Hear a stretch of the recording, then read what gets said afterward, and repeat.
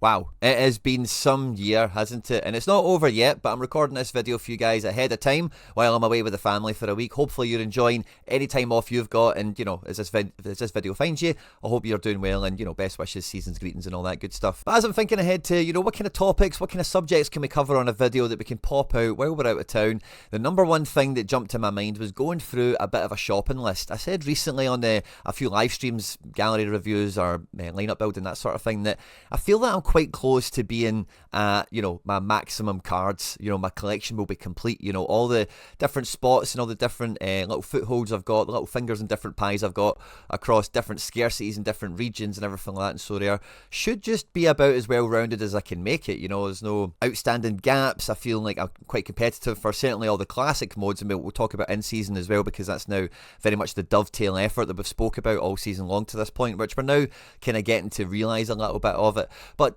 it's not just about making a list of who's left in the collections, because this is my 5th season playing Sorare, and there's so many things that go on Sorare or has went on over the last couple of years, changing dynamics in the marketplace, the SO5 arena. There's actually been a lot of moving parts over the last, let's say especially 2 years. But the whole time I've been playing it, certainly there's always been an evolution. There's always been, every day they move one step forward with the game, in terms of blazing this trail that they're on with it, because it is unlike anything that's went before it, really.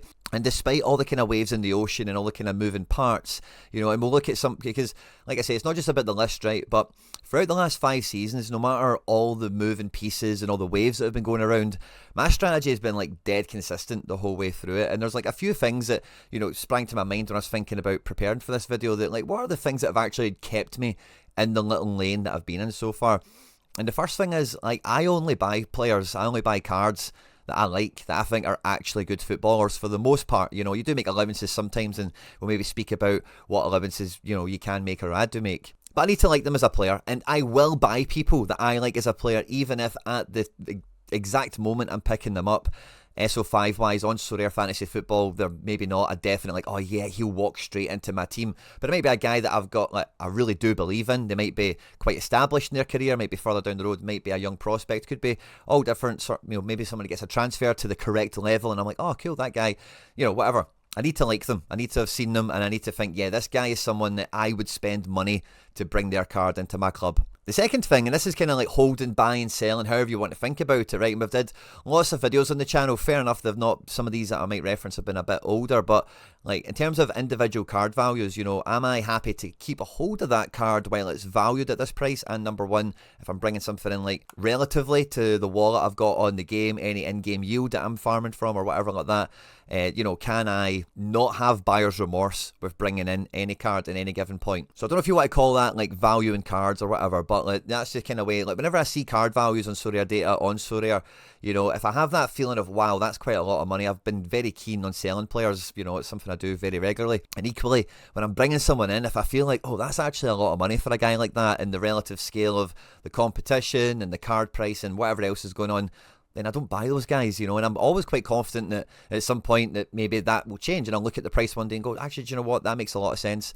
and it can add in. So I've got to like them. The price has to make sense to remain in the gallery or to come into it. And I guess that's about it. And really, with those things being always at the front of my decision making, at the front of my mind, I've been able to, keep on the course with the gallery I've been building over the last 5 seasons. And really, like, even although, and again, we'll talk about lots of interesting stuff in terms of card numbers, card values, that sort of stuff as well. But although I've never had as many cards as I've had at the moment, playing this game long enough, I would have probably ended up with like 98% of these cards anyway, because of my appetite for the game, the players I like in world football, the way, just owning the football cards and, like all the things that go into the game, the things I just like. And I think there's so many examples of any Sorare account that's starting brand new today or been around the block for a while of like, what should it look like or what could it look like, depends how you want to think of it, of course, once you've been like 5 seasons down the road. Because a lot of the things that are like actually the Sorare stuff that's actually like the core of my gallery is like, backing a team you support. Like I've got 4 Celtic collections, moving into different regions, trying to get into the champ region on a budget, or being like, not just going for power stacks or anything like that. And then you've got the different scarcity kind of dynamic in it, which now I'm starting to get back into playing limiteds, which we'll speak about in the video today. And super rare, of course, is like its own kind of conversation piece anyway, but the I still maintain my sentiment with super rare to that extent, so I just need to roll with the punches with that, as it were. But anyway, we'll get into all that kind of stuff in the video, as well as like we'll look at some of my manager statistics in terms of like game yield and card multiples and all that kind of fun stuff. At any point in the video, if you do laugh, you learn, you like something or whatever, please do like and subscribe to the channel for more content like this, guys. We recently smashed through 10,000 subscribers, as well as like leaving the studio not that long ago. It's crazy how it feels like we've not really, like, kind of like nothing's changed quite quickly, although that's like, I need to pinch myself sometimes. I was in there for 3 years almost. It was a fantastic period of time, and the support I've had from you guys in the community has been fantastic. But if you haven't already, please do hit the subscribe button. It means a lot. If you enjoy the video, hit the like button. Of course, get into the comment section.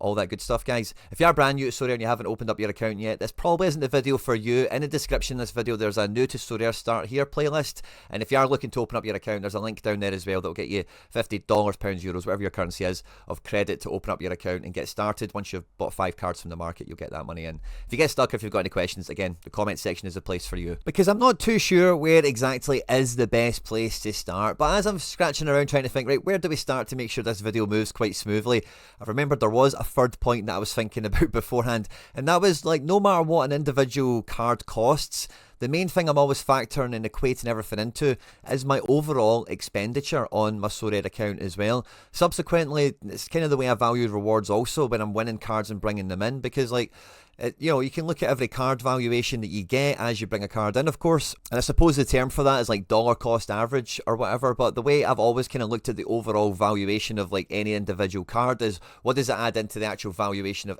everything as a collective, so even as card prices have went down, because I've been managing to pick some cards up at very, very cheap prices across like all the different scarcities here and there, I've always treated that as it helps make the previous cards I've got in my gallery not more valuable necessarily, but maybe protects a little bit of the previous value that might be falling away from them in terms of the competitive element that I've got, because there's no point in having Sorare cards that you can't be competitive with, so if you've got cards that are really good but you can't put them in the right team, you can't get them in the right division or whatever, then it has been a bad buy, it has been a bad strategy. And sometimes, with Sorare, and because it's fantasy football, you need more than one card to field in a team.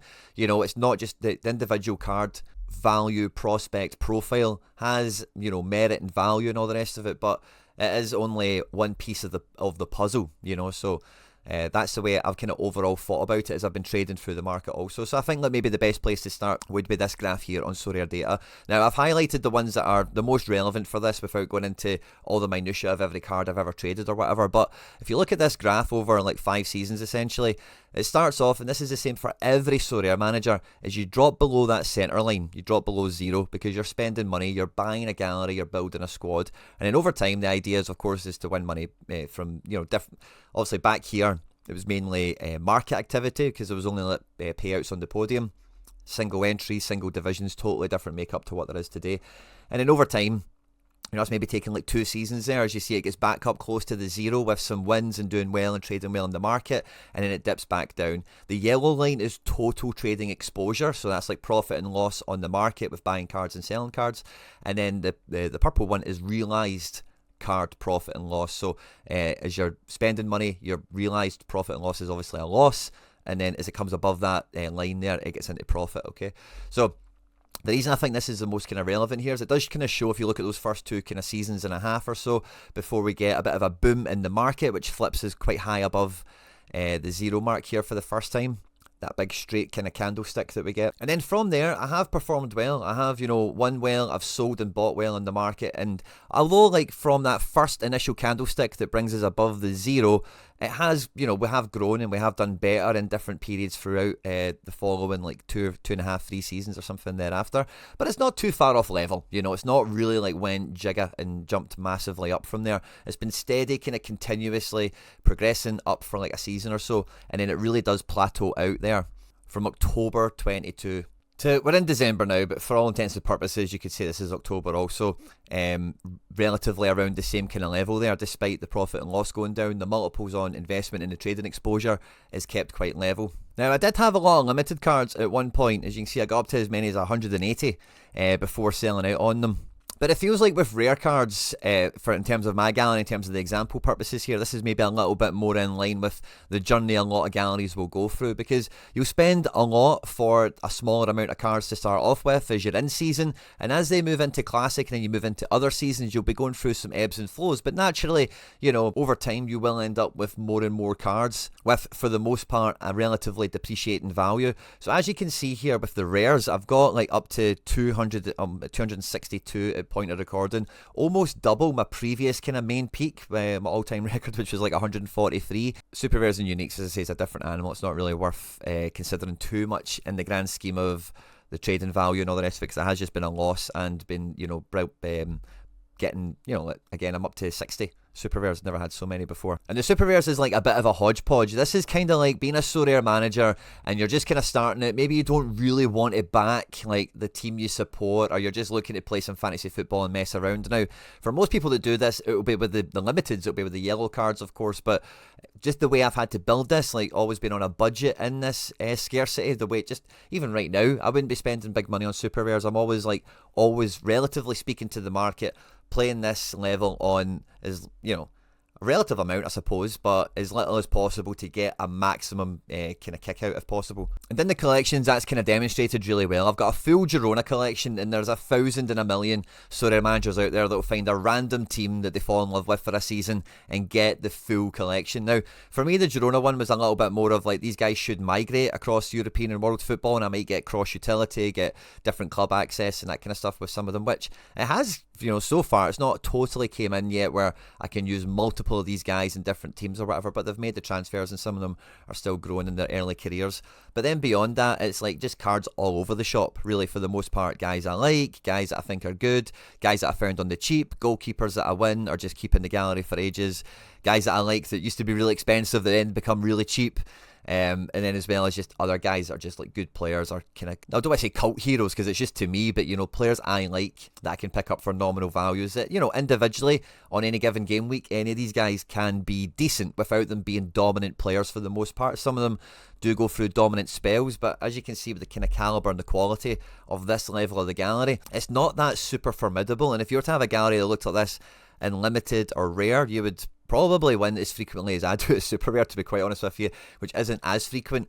But the relative kind of competitive strength and all the rest of it for this is commensurate with what is on the table at the moment, with how many cards are in the game, the way the division is structured or whatever. It's not super easy, despite them being super rare and only being 1 of 10 and all the rest of it. So I don't think there's much lost on the scale of what this, if this gallery at limited is going to really struggle to get on podiums, so does mine, for the most part. And getting promoted is tough. Winning boxes is tough, crafting is tough, but it happens, and you really need to be on your game, and the wins are pretty sweet when they come. And, like if I bought all these guys as in seasons, and a lot of them I did buy when they were in season, although the game itself wasn't structured that way, then I'd be under pressure to yield from them. I'd be under pressure to, turn them into, winning their value back and all the rest of it, which, for super rare over the years, like, have I done that? Probably. Just about, with the way some of them have managed to sell for me over the years. And I say I'm not going to go into super rares, just as you can see with the overall trading profit on the account, it's like been steady, it's been level over the last couple of years. It's been stagnant because of all the movement I've had to do to kind of keep it, fighting against the waves, fighting against the current, while keeping it on track and on point with what I'm building. But now what's about to happen, hopefully for my gallery, and once you've kind of got yourself sorted in that kind of space, is once you've got a classic gallery and you're looking to get, because some people won't always be able to go out and buy day one early access cards on the rest, so you're going to have to win them and bring them in. And like for a gallery as like strong as this is, which isn't that super strong, of course, these three and Mark Guéhi, who I won from Chelsea early in this season, are the only cards I've managed to bring into the gallery that are in the season so far. And for this scarcity, it's slightly different requirements, which is okay, because I'm now kind of one away. Both these guys are like okay Division 3 cards, aren't they? So we can start to maybe play about with that once we win one more card, which is good. But we're now in December. It's taken a long time to win a backup goalkeeper, and then two guys that do play for like, okay lineups, you must say. They've got something about them, at least they're not totally dead in the water. And considering outside of that, I currently have 60 cards, and at the beginning of the season I probably had like 50 or something like that. Or I suppose actually, no, it's only really been those ones, and Andy Robertson and Sabitzer that have came in since the beginning of the season. So yeah, we'd have had 55 at the beginning of the year. It's been a really slow, steady progress of like a bang average kind of level collection, or classic collection, moving into the season, I've not bought any in-season super rares, but trying to win them, trying to pull them from the game so that I can then use, the classics to then go back into in-season once again. So the shopping list for this, guys, to be quite frank with you, is almost non-existent. I've clicked through some of these collections a few times, and there is one or two cards that do get listed that are worth a little bit of something. Collection bonus on this level of the game, I'm not too super bothered about overly, but I do have some collections here where it is like, I like the fact that I've got like the one-offs on these super rares because they automatically get to the 1% mark. They actually get just a wee kicker for themselves. And the Celta Vigo one here, and with the Leipzig one, I've managed to collect two one-offs, so then two cards get to 2%, which I think is really fun. But I certainly need one more card out of this Sociedad from collection from last year to tip this up into the 5% mark. And I'm not too sure who I would actually really want to bring in. The price of the cards are really relevant to me as well. Taki Kubo is never going to become into the price range that I want. There was a Mikel Merino up for sale recently for like 70 quid, and I was really tempted at that. But maybe somebody like Lenormand, Zubimendi, I would also be kind of tempted on a Zakarian, but I'm not too sure if he's going to break into the Sociedad lineup or where he goes next. It will be in Champ, because at this level of the game, I only play Champ. It was a big upheaval I had throughout the summer, was getting rid of all my Celtic super rares and maybe some other kind of globalish ones that I had. I forget exactly now. So they have to be Champ super rares for me now. That's actually not being Champ kind of annoys me. I will keep them if they've got international utility or midweeks or something like that. It's kind of the way it's went so far with some of the legacy collection pieces I've got in the Girona collection, but there's nobody obvious here, so I'm not really that hyped about buying something here or in super rare in general period. I'm actually really happy to just carry on as I have been and hopefully get another top 6 position finish in Division 3 and get I think Lionheart and Laren were both tier 3 tier 4 level guys, so another one of them, and I'm ready to go and have a bash over there and see what happens. But rare has been a totally different animal for me, and in terms of what's missing and what's outstanding, it's completely different to super rare, because that's now just that's a gallery, that's like a strategy that's had everything went into it that it's going to, and it's no more. Let's see what that gallery can now do. Let's fight every game week and try and win and yield as much as we can on relative speaking competitive strength to everyone else, a pretty weak setup. But with rare, it's a totally different thing, because the value of my rares this entire time has been the biggest part of my gallery for the most part, and for the Celtic collection now being into 4 seasons, that's now going to have some overspill, and we'll talk about that in a minute in terms of into other scarcities and all the rest of it. But for anyone that's, no matter where you are in your journey, if you are buying into your squad that you really want to play in season and classic, you want to have as many combinations available to you as possible. Celtic's been really tough to kind of get behind because of the goalkeepers, Joe Hart retiring, etc. But I get messages from people even now when they're looking to buy in season for Celtic or insert team that looks good to buy into, and they say, but I can't just play the 5 because XP wise I'll be behind everyone. And that's pretty true, where you will need to get a differential, you need to be clever with your captain, you'll need to do something different to try and give yourself that competitive differential, as it were. But once, that's only for one season. That's only for the immediate term, because once you've then got an established classic collection up to 4 or 5%, depending on scarcity, region, club, whatever it is we're talking about, then in the classic setting at the beginning of the season again, you will have a bit more of a level playing field in terms of, the best team that you have, because everyone can only have one best lineup, and not everyone will be in the same divisions with their best lineup, etc, etc. So once you get past the first season, that loss of edge or lack of edge against the key people that have been here already lessens ever so slightly. And then, especially if you are going to stay with the club that you support, moving season on season, the game becomes, in terms of keeping on winning and trying to, get in-season cards that can play in that same region again, is being able to play as many teams that actually bang as possible. Because again, Celtics are probably quite a good example of a team where one season you can have Vickers and Starfelt and they're absolute smashers, and then one can make a really bad transfer and new players come in, they've not got cards, and you have to kind of roll with the punches. So being able, especially now with multi-entry, to play 3 teams in classic, in season, however you want to think about it, of undoubted strength, undoubted, for the Celtic example, you're probably talking about in this day and age having 3 Alistair Johnsons, 3 Carter Vickers, 3 McGregors, and then forward you kind of really want 3 Kuhns, to be honest with you. But there's plenty of Dysons, there's plenty of Kyogos going around for what they are worth, but again, they're not that great. It's quite an easy position to differentiate in that regard, and the goalkeeper thing is a bit different also. But as soon as you can have 3 lineups of undoubted these could be the 5 best scorers this game week in that region or in that team, depending on the game week and how you're thinking about it, then that's you. Like, you're on the way then. You're just as good as anyone else. And then it will come down to, maybe the minutia of the XP. If you still have guys at 13 and 14%, you choose the wrong captain, whatever. But even if that is how you start and that's like a core part of your gallery, at some point you'll get the appetite to go, I want to play in the big leagues, I want to play in Champion, or maybe I want to move into Challenger and get into a different region altogether. And for me, like, I'd got into Challenger kind of by accident, because it was Champion America back then, and that was just, wasn't really, it's probably actually a better competition now, to be quite honest with you, because you can win European cards with them, which is, I suppose, like All-Star before. Anyway, it's probably a conversation for another day, but I've got a full collection here. It's a very sentimental collection as well, so I'm never going to be parting with it, and sadly the value that I paid for it was so astronomical that I need it to yield every shilling and dime that it possibly can. But again, similar to Super Rare, I've kind of learned a bit of a lesson, or I'm quite happy to repeat that kind of disciplined cycle. And I know to some extent this makes my gallery and my channel, to some extent when I do strategy, maybe a little bit boring.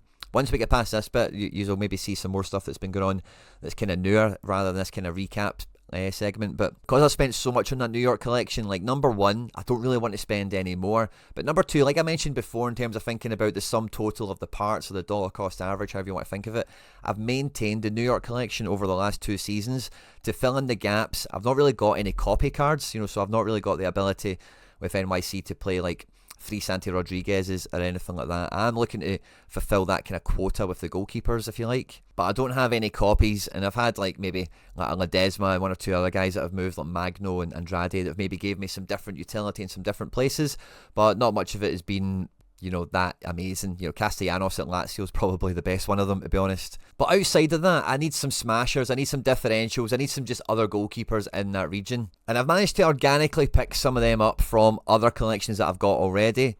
Achi is now moving to Mexico, actually, so he's going to come out of this region. But like Abada, Lagerbielke, Turnbull, Ominami, Mickey Yaman, you can see them all here, Ben Doak, of course. And coming into this season, from the lessons I've learned with like the Celtic collection, like I got a few in-season Celtic cards quite early, like Nicholas Kuhn, Austin Trusty. I managed to get guys cheap quite quickly if I seen they were cheap. It was really easy to pick up guys that weren't in the team that I knew eventually would get minutes, and it was just a matter of get them now and use them later. But without being able again to go out and splash day one and bring lots of early access cards, the Super Rare, we're only up to like 2 guys we can play.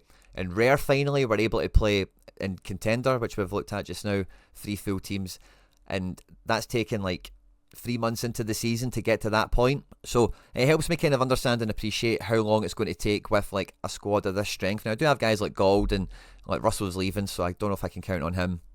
Who knows about Depay? I know that I'm not going to be able to turn a lot of these, I'm not going to be able to make many teams out of this for sure. I think I could have like 2 strong lineups out of this in Classic from like game week 1 on MLS, with some of the guys that maybe play in Europe helping to buff them up a little bit as well. But over the summer especially, which is when these cards really do live in their own space, it does need another extra piece or 2. Now I wasn't going to include him in this video, but it's been confirmed today, long suspected but confirmed today, that Choupo-Moting is going to be signing for New York Red Bulls, and I actually don't mind that. This Choupo-Moting here fits a collection I've already got with Sané and Goretzka in it, and I do have ML Forsberg in that team, so that's a little bit of a dual play where they can kind of come together, as it were.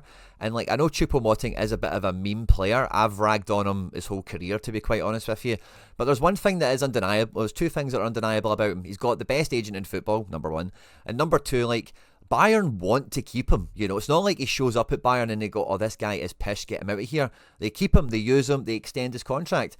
At PSG, the same thing happened, so like, he clearly is like a top end football player, a top end, like, I think guys like this sometimes are like elite. I've made this joke before, but like elite trainers, like on the training pitch, they are like as competitive as you want them to keep everyone else on their toes, the opposition players in matches or drills, as well as other people vying for the position that they're in. And a guy like this is going to score goals against MLS goalkeepers, undoubtedly. Now, I'm tempted to just actually get him right now because he's only 20 quid, and after I've said this, I can imagine maybe 2 or 3 of these go, and then, MLS isn't that far away, so I don't know. Check my gallery by the time this video comes out. Another player I'm definitely picking up. Wow, yeah, he's down to £7 today. I might just buy that right now, because Stuart Armstrong is a player I love. Like, Stuart Armstrong is one of my favourite Celtic players when he was at Celtic. It wasn't our best period, but His hair is fine. He scores belters all this time. That's why we sing this song. For Stuart Armstrong. We love the guy. And in MLS, he's already shown he's got potential. I've already got gold. That feels like I can see that being a lovely midfield duet next year. And Challenger is a region that I think you do need to have that kind of base of a squad, you know, like a club. I've got NYC in this case. There's many better clubs, even in MLS, that you could probably go for. But I'm an NYC fan since inception, and like, it's been a lot of nice transfers that have kind of helped out here with like Forsberg and obviously the Stuart Armstrong now, which is nice. So I do have some differential pieces. It's maybe is needing a Choupo-Moting. It's maybe needing a striker. So we've got two Abadas. I suppose we've got enough from NYC as long as we've still got one of them that plays in MLS next year. We should have 3 at least anyway, but maybe we get 4. Maybe another transfer happens or something, I don't know. But maybe the Choupo-Moting would help. And then goals for Classic, I can play my Freeze, I can play my Sean John. And Barraza's moved to DC. I don't think it's going to be close to certain that he can be the number 1 there, but I think he will get minutes. But in any case, I will need another goalkeeper for the purposes of making sure I've got 3 Classic lineups. And even if Barraza does play, then that will open up a Classic keeper position in season, if and when I start to win cards from the end season. So I definitely need one more cards, and it's probably going to be a Matt Freeze that matches these 2 other backups. So we've got Choupo-Moting and we've got Matt Freeze for Challenger. For Contender, I don't know if I actually kind of shopping listed it, as it were, but literally collection complete. The season after that, it's now essentially complete. I'm up to 5%, but I do want another Jota. I do want this Jota. 2 Jotas are better than 1 in my life, so I think that's definitely one that's added onto the list is that season for Jota. For last season, I'm not going to get to the 750 points. I would need to buy 10 players, which would be Taylor, Phillips, CCV, Bernabe, McGregor, Kyogo. 6. There's only 6 I would actually want to buy. So then I'm forcing myself into buying 4 more players on top of them. So you're then talking about Ralston, Turnbull, and then like Abada probably makes the most sense. Maybe O makes the most sense. So I would need to buy everyone here except for Mikey Johnson and James McCarthy. And I don't see myself doing that anytime soon. So I'm not going to add them onto the shopping list. But I do think maybe that's a matter of inevitability if they get cheap enough at some point. But yeah, it's not something I'm going into. So out of 3 collections, 2 at 5%, 1 at 4. And then for in-season, there's only 2 cards I think that I really want to pick up from this that are left. We've got it to the 5% already. But I definitely want a Scales. I definitely want an Alistair Johnson, and I think that would do me really. Maybe there's another McGregor in my life to come since I've only got 2.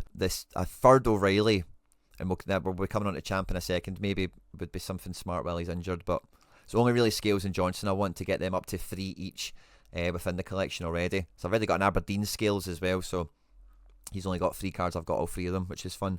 But that's pretty much set already. And the way that it kind of goes now if we look at in-season, there's a few champ stuff, we'll kind of ignore that for a second, but if you look at the rest of that region, we've got players like that we've won, like Ustenag. I actually won a few more players that are no longer with us, but Wanizek, Shaqiri, Adeboyega here, the goalkeepers I've got down here, Hornby, McGrath. I've had to kind of furnish that with little, individual pieces to come in, and maybe I'll need to do that for the MLS guys if any opportunities present themselves, but I really don't want to. I'm going to try and avoid that at all costs. I'm going to try and keep that more like super rare. And over like NYC across however many years that is, and even for those individual cards, like Forsberg came from the Leipzig collection. Choupo-Moting, if I brought him in, would come from like a Bayern collection as well, as it were. And when it comes to the champion collections, it's a shame I can't filter them by region on this, but I've now got 2 Valencia collections. Valencia is an in-season for this one we'll talk about in a second, as well as my second Sociedad setting. But for the most part, what I've did, and over the years, is I've just had a player, I'm like, I really like that guy, I really want him in my team. And even before collections, and obviously I've leaned into it more as collections has became a thing, but it's like, who else can I get from that squad that I really like? And there's a few up here that, this Bayern one, maybe I could get that to 2% because I've got Goretzka first owner. It makes it a little bit easier to do. Maybe the Liverpool one as well, because I've got a special edition first owner Doak. I would only need 2 more cards to get that to 2%. So these 2 are kind of on the maybe list. But Leon is at 2%. I've now got Bruno in the house. This collection, as far as I'm concerned, is complete. The Kawasaki one only has 4 cards in it. We're at 2%. As far as I'm concerned, that's complete. The Atletico Madrid one is going to get to 2%. And maybe I could add an Oblak out of this, since I don't have Oblak, but whatever. But the Valencia one, again, complete on 2% with 6 cards. I consider all of them complete, but maybe with some of these, I look at them and I think, like, I would like a Kelleher when he's priced like a backup keeper. So I'll add Kelleher on because I think you do need goalkeepers in your life in this game more and more now with multi-entry. It's been a long time since I've had Van Dijk back in the gallery. He's down at 70 quid. If he falls a little bit more, I'll certainly be looking to bring Van Dijk back to FC Barcelona. And you know, by the way, a special edition Luis Diaz there does tempt me ever so slightly. And I really do like Darwin Núñez, by the way. I never really thought about it until seeing him on screen right now, but Darwin Núñez was a super rare that made me a lot of money. This was a big player for me when he was at Benfica. I was a big Darwin Núñez guy. I think I'm going to add him onto the list as well. I do like Darwin. I was tempted to add on Bajcetic and Bobby Clark because they're now at Salzburg, but I don't need it. Unless any of them absolutely smash and rip. But Leipzig is complete. I don't need anyone else from this. And we're starting to see this gallery is really like... This is a good example of like what I recommended to everyone at the beginning of the season with Chelsea this year, because their squad is so massively bloated and they don't have any bad players. They just have way too many of them, and some of them are untested at the level that Chelsea are at, you know. So... like these players are everywhere now, you know, like genuinely everywhere if you just look at them, you know. Where's Nkunku? Is he down here? Yeah, like this has been a great collection for that cross-pollination across the game, and I think with Champ Euro, this is a great budget strategy to get in with, because like when these guys were all together, they were fine, you know. This Leipzig team got to the Champions League semi-final-ish, you know, it's maybe one or two different players, but essentially the bones of this squad, and they've all went on to like arguably bigger clubs, you know, Liverpool, Barcelona, maybe not Chelsea, but Bayern Munich for a few of them. Man City for Guardiola. A few of them haven't quite kicked on, but they've been useful all the same. So as much as having like a core, like what you've seen with New York and with Celtic, with Champ, it's kind of been a little bit of like ID-ing little squads where they've got like a guy or two I like, or actually when you look a little bit further, there's actually 6 guys in there that I like. And this Valencia one's all midfielders, which I always find quite funny.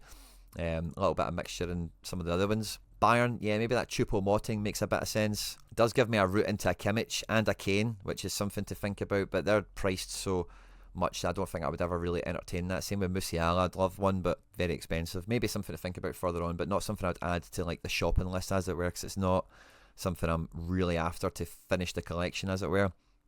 So I'm not a big Bayern guy for the most part. I would much rather complete this Leverkusen collection, sorry, I beg your pardon, and bring it up to 2%, because there's tons of players in here like Odilon, Tapsoba. Let's just bring Tapsoba in. Had a wee bit of ETH in the wallet there. Big fan of these players. And defenders are really cannon fodder in Champion, so you are really after, the longer you're playing Champ, more of them, because like they go in and out of form, they go in and out of the team. You really need to have the best options available. It is an options game. So yeah, had a wee crumb of ETH in the wallet. That made some easy sense to pick that up now that he's down at £8. He was a player that's regularly listed a little bit higher, and you see him intermittently getting listed really low, and sometimes it just doesn't make sense. You've not got cash lying around in the wallet like I did just there. So yeah, I like kind of pouncing on those guys when it's like, oh yeah, they're back at £8 finally, not like £22 or whatever. You know, when you've seen them that low, I'm quite happy to be patient for it to return. And I think Amiri is the only guy I would really want to finish this out with. Or do I need more than Amiri? Yeah, well, I'll need Amiri. I'm open to Odilon. It's very cheap. Jonathan Tasman, we're going to Barcelona. I don't know if that's something I want to think about. Ta at Barca should be good, eh? I like Hinchapi a lot as well. So I'm kind of open to really more than a couple of players from this. I'd probably get more of these. I'd probably get Odilon, Hinchapi, Ta, and Amiri. And I would consider that Leverkusen set out complete. But I'm always open to bringing in backup goalkeepers from anywhere. Standalone kind of wonder kids, as you can see here with Mikaela Faye and Kake and all the rest of it. Andy Robertson, I don't think there's any point in doing anything with that. It's an old card that I like. Same with the All Black. They're just like veterans of the squad. And then, yeah, everything else down here. There's no collections I'm going to be like building into to fill out. And again, like I know this is like collection completing, but what I'm trying to highlight here is this is all kind of centered around playing the game as well and utility. The only player that's missing out of this would be Ramiro, the goalkeeper, as a classic. But again, he's just listed so high all the time. I'm just waiting for that to come down. But he's the only player that's on this list. And I've been kind of working towards this all season long, but now I'm getting to the point where they're almost finished, which is great, and I've been managing to do some in-season action. And I recently, at the beginning of the season, similar to Celtic, I got some Sociedad in-season cards to complement that team from last year, fill in the gaps of new players that came in, because Sociedad, kind of similar to that Leipzig collection, have like good individuals and like should be a good squad. They're really underperforming this year, which has made it a bit easier to pick them up. They've been a little bit cheaper, but similar to the NYC strategy, I've just been getting the missing pieces rather than doublers. I'm not really interested in that, and the only guy that's missing from this for me is Aguerd. I'm not interested in anyone else now, so I'm just waiting for his price to come down to a relative level. But that coupled with recently picking up like an Enzo Barrenechea, which was just the excuse I needed to pick up some of these guys, because I love this Valencia kit. Going to the Mestalla was the first Sorare trip I did. Me, John, Nellis, Hendo, Alex Emery, we went to, a villa, we went round a couple of matches. And the Mestalla was a huge bucket list one for me, and I really loved it there. And Valencia is a team I've always kind of liked. Like, everyone likes Barca and Real, but I quite like, over the years, I've quite liked Atletico. Obviously, I've got a bit of a spot for Sociedad. But I do like Valencia as well. David Villa, David Silva, Claudio Lopez, guys come Mendieta. There's been so many cool players. Valencia, winning UEFA Cup with Rafa Benitez, winning the league. They've always been a cool team. I've always liked them. I like this kit. Enzo Barrenechea is a cool card, and these guys, the rest of them were all pennies. They were really dirt cheap. Their form hasn't completely made it worthwhile yet, but I managed to get a backup goalkeeper off the back of this quite coincidentally. Dimitrescu came in with Mamadashvili being injured, and he's the only player that's missing out of this collection that I would want to add in, because he's a top quality goalkeeper. Who knows what's going to happen with Liverpool and where he'll be next year, but I'm quite confident his price will go down to a level where I can pick him up at, and he's a guy that has a career at the top end of elite European football. And I think for champion, if you're not going to be stacking in, obviously I've did that previously, and I think that's a good way to go as a core all the time, is have a core of a team that you think is going to finish top 4, top 6, is going to maybe have a good spell of games at the upcoming portion of the season, depending on when you're finding them. But there's always got to be that balance of opportunity of the players being good, the value being good, and then they can bring something to the party. And I kind of underestimated early season how easy or hard it would be to win in-season cards, particularly in Champ. With the sort of classic collection I've had already, I've not won anywhere near as much at Rare as I probably should have. I saved up my essence for a long time at the beginning of the season to craft the Lassaneur, and since then we've did a few crafts. We got the Barrenechea, which isn't that bad actually. Didn't realise that was a craft, I thought that was a card win. And we recently won a Pascal Gross, which was cool. And again, there's a lot of market credits involved in a lot of this, so it's kind of hard to, this Rafa Marin only cost £4 or something like that on market credits. £6 maybe, I forget. And that's essentially it in terms of the rares for what I've got is left, is unfinished business, as it were, to finish the collection out. And I'm kind of missing France, so this game week isn't a great example upcoming, but I'm really now starting to feel that in season I'm starting to get a low division level team out that should be starting to get in amongst it. And it's kind of, I think it's underestimated. There's still a fair portion of the season to go for a lot of teams, so I don't mind what I've missed out on to this point, because the early season prices and really the competitive strength of some of these teams early doors before the fixtures have piled up, before injuries have kicked in or whatever, I'm not sure I've missed out on much wins. I've not actually won much this season, which is one of the reasons at the beginning of the video I wanted to show you that kind of stagnation for the last 2 years, because I've not been actually, really kicking ass and taking names this season. It's been more a consolidation and a reinforcement kind of effort into the gallery. I've recently got Bruno Guimaraes back into the squads, which is cool. And for the upcoming game week, I've put a really strong team, I think, into the Christmas target thing, because really, why not? I've still got some backup goalkeepers here. But as I look across Champ and low level in-season and super rare kind of low division as well, even spilling into Bundesliga from time to time if the fixtures and the opportunity allows itself, I really feel quite confident where I am in Champ, and I think this really does look like a gallery. This really does look like a strategy and a collection that's 3, 4, 5 seasons old at this point, because the top team here, I know I've put it in a low division, I'm just trying to, my goalkeepers are rubbish and it's tough matches here for a lot of these players, but Castellanos from NYC, both of these Red Bull guys don't play for them anymore. A backup goalkeeper that's came good, and again, you can kind of see a lot of these strategies that I've been talking about in the video, how even though they serve the initial purpose, because you're going to play season on season, a lot of them migrate across, a lot of them are crossing over. There's no American stuff to kind of display here on screen, but you've already kind of seen that when we looked at the squad. But this is probably where it gets the most interesting, and that's in Contender with the 4 seasons of Celtic with those random other cards kind of sprinkled in between. As I've now finally got up to the point where we've got 3 in-season rare Contender lineups, and I can pick, really, but for all intents and purposes, as strong a squad as I think anyone else in the region can. And for Classic, I've got, of course, lots of those legacy Celtic cards at really high XP. And again, if Celtic individually smash and the players can do the good enough scores, I should be able to make the best combination possible for at least one of the teams, is kind of where I'm at the moment, with where the way some of the XP is, and with some of the unknowns for the squad this weekend or this coming game week. While Scales play, I only have 1 Trusty, I have 3 Vickers, there's a few kind of squads, rotation marks in that sense. So I've had to bring in like Mullenstein and Rakitic and whatever to fill out one of the squads. But I do have 4 seasons of Celtic cards, and I do have in-season cards as well that are not good enough to push into this squad here, but might still play and might still do well. And I've recently picked up 2 limited Kasper Schmeichels, because rare Kasper Schmeichels are very, very expensive.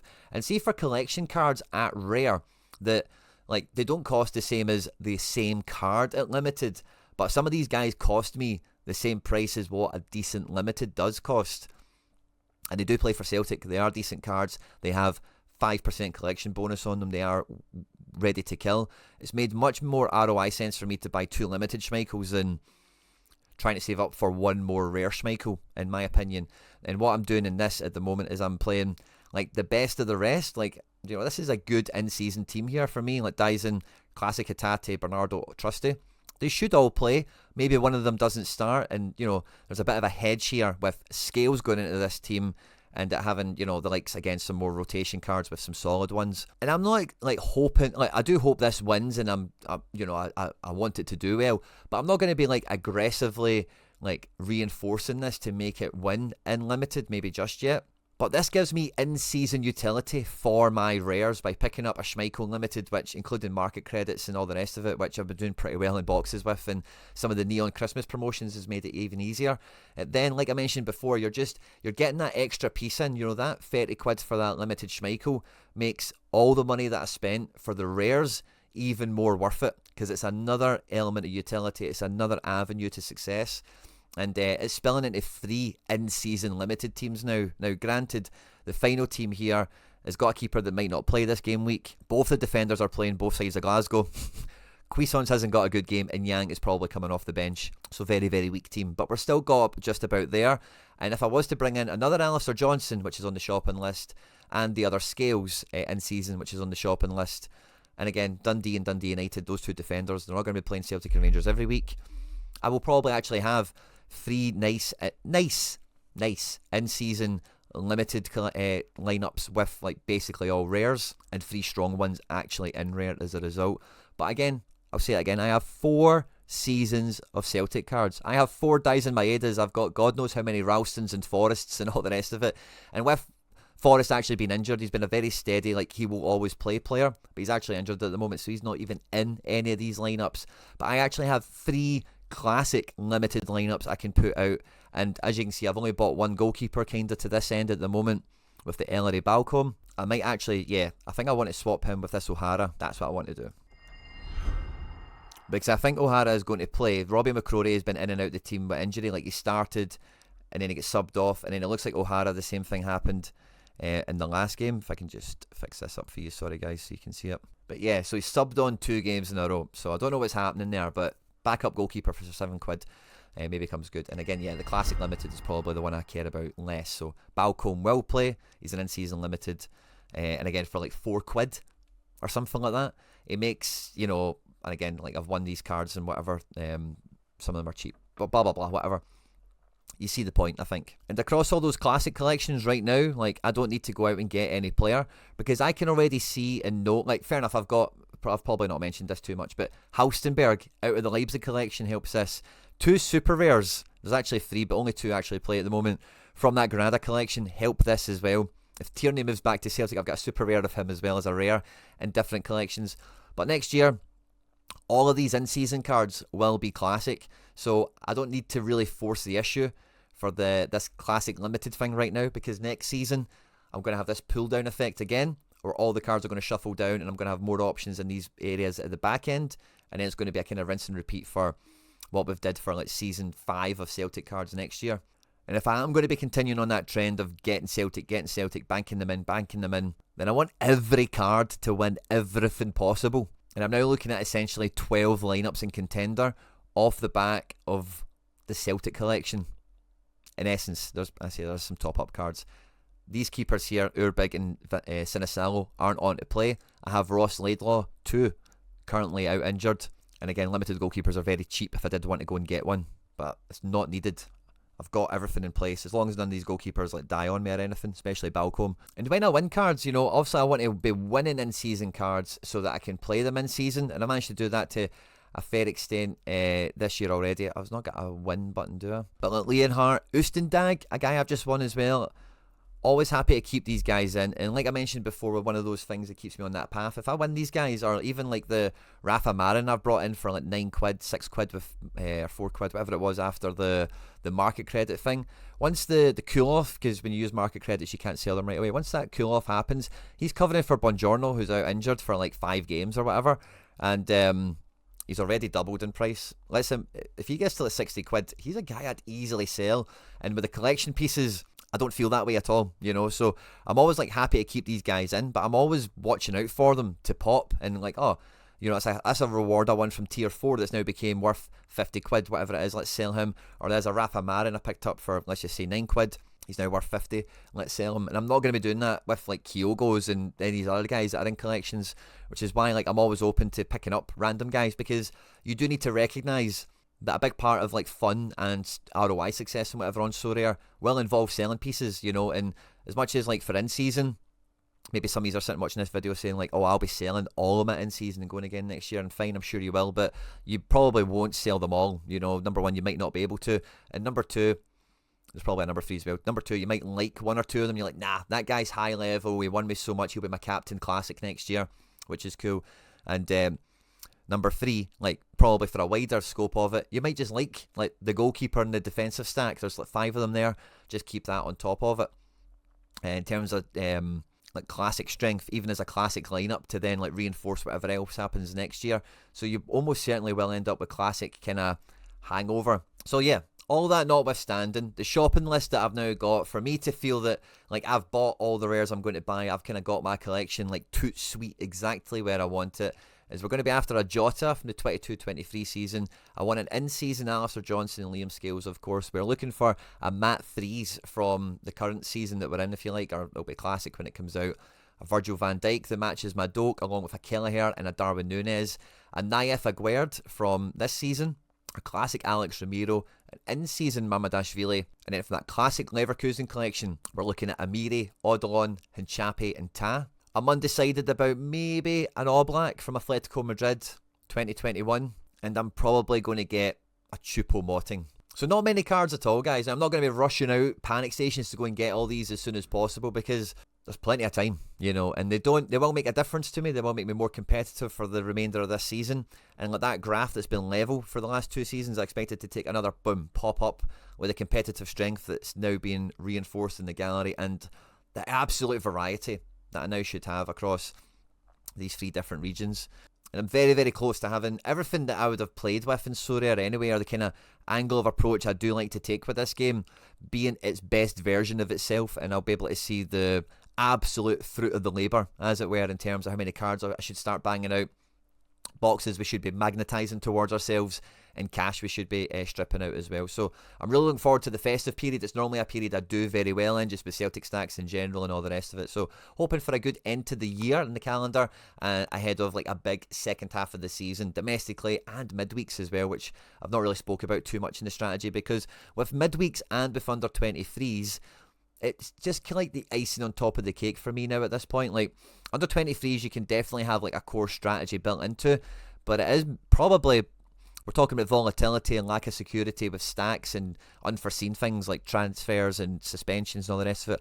But under 23 is probably the most like volatile on like surface level of any region, because of how volatile under 23 careers are. You know, they're in the team, they're out the team, they're good, they're shit, you know, whatever else. And I'm always interested in under 23 players, and I always look.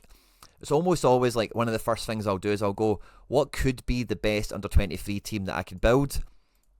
And then like, oh, I've not got a keeper. That kind of hamstrings it right away. But then we look, and I'll kind of work it out that way. And I think, okay, well, as under 23 team, that's actually quite boss. What divisions have I qualified teams for? What's the best thing I could win? Yay or nay? And I kind of go from there. And in season's kind of, not in season, sorry, midweek is kind of the same, you know, where I know I've got teams that are involved in midweeks, but like when I'm building the teams, it's more like, because it is very competitive to win in those competitions, and they're very hard to forecast for the most part, then I take it as like an extra roll of the dice, an extra attempt at glory. And midweeks have actually been pretty good for me. I think I've won a few of those cards. A few of those card wins came from midweeks, as well as like good box capture from midweeks with some of the entries we've had. Like, yeah, we won Wanizek in the season when we took Schmeichel out the Celtic stack and we put him in All-Star with other players from like Europa League and stuff like that. And that's the sort of variety, that's the sort of decision making that I think is like my edge in the game, or I want that to be my edge in the game. And I think the longer you play the game, that's the main edge you're going to have at your disposal, because you can only have this. There's only so much exclusive information you might have access to for player availability, projected lineups, etc. So you really need to have, the longer you play this game, more variety, more flexibility to roll with the punches. I've just realised how long this raw recording is, guys, so I hope you have enjoyed this video. It's much longer than originally intended, but I hope it made sense as well. Because I know I was kind of all over the shop with some of this stuff, but I'm trying to kind of show you, really, no matter what it is you're trying to do, whether it's that super rare stuff that's really on a budget, or, you know, I'm doing it with rare, how it's spilling into limited with some stuff and going across different regions with other stuff, and how, like, in Champ, not being like a big power stacker like Real Madrid, Bayern Munich, Barcelona, whatever, but finding pieces of clubs you can kind of knit together, how that kind of strategy all kind of works out. And I think, like, for most players, like, this is one of the fun ways to go about it, but you will have some things that are common throughout, of course. Anyway, I hope that summary was good enough, guys. I hope you enjoyed this one. Don't forget to hit the like button, subscribe for more content, of course. If you want to listen to any more of me, on screen there now some other stuff I've made that YouTube thinks you might enjoy. Have a good one, stay out of trouble, and I'll see you on the next one.